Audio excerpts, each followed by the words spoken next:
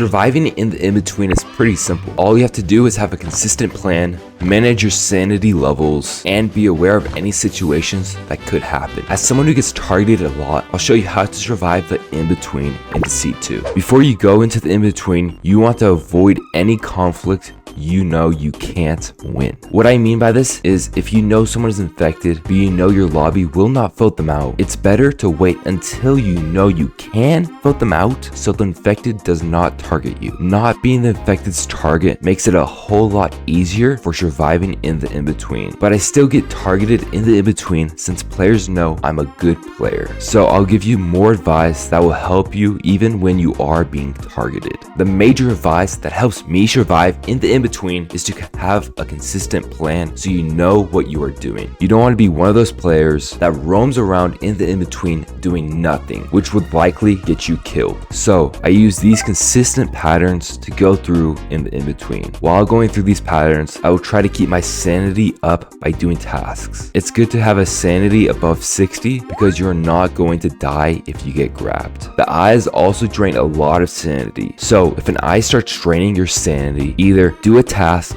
which will block the eye's drain for a moment and will give you 10 sanity, or you want to hide behind a structure for 3 seconds until the eye disappears. But things don't always go perfectly. What if the infected sees you and starts hunting you? Well, simply continue the pattern. Even though the infected is slightly faster than humans, it still takes a while for them to catch up to you. So just keep running and it's likely that they will lose track of you. You also probably know this pattern better than the infected does, so that will help you get away from them faster. And if you notice that your sanity drops below 60, quickly go to the store and grab a sanity serum. You should be able to grab the serum before the infected can grab you, but if they do grab you, you should just continue as normal, popping the sanity serum after they grab you. The best items for surviving the in-between is the sanity serum, but the invisibility medallion and the camera can come in clutch. If the infected is persistent in grabbing you and has been trying for multiple nights, it would be great to buy the invisibility medallion. This item allows you to get away from the infected and helps you in multiple ways. The first way the invisibility medallion can help you is by throwing off the infected. In my 15 Deceit 2 tips video, I explained how you can use the invisibility medallion without fully using the item by canceling the animation,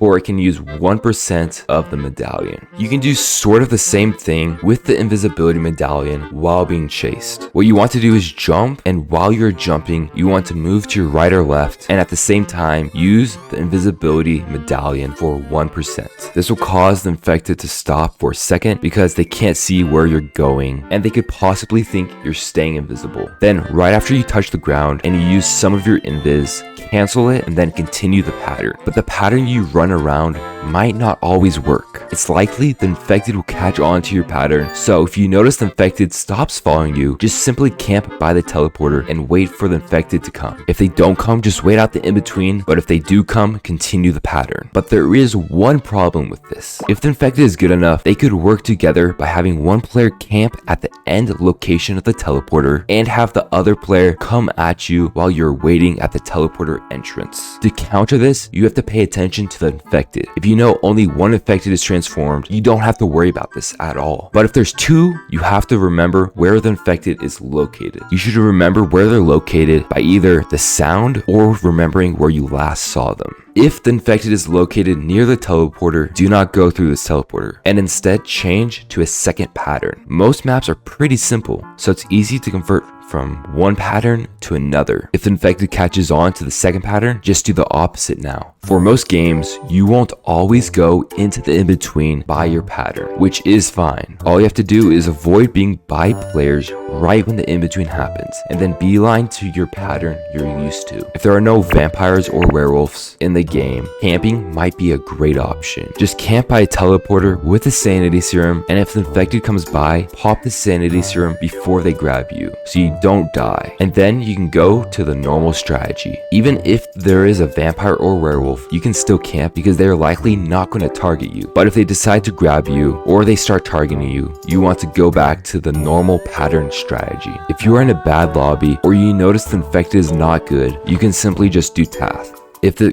bad infected player sees you, they will likely lose track of you after a couple seconds, so you don't have to worry about them if they are new. The reason the patterns help a lot is because it's more consistent and you are less likely to run into players. So to make sure this strategy is flawless, you want to sweep your corners before you go through. What I mean by this is any entrance or corner, you want to go to the opposite side of it before you move into it. This will allow more time to see if any players are blocking your pathway, where you can then go around them, because nothing's worse than running into a player in the in-between and then dying because of it. Just another tip, it's better to go slower in the in-between, because knowing where the infected is located is way better than just rushing around faster. So make sure to take your time while in the in-between. Hopefully you're able to string together these scenarios and put them into your gameplay. But if you have any more questions, go follow my Twitch and ask me there.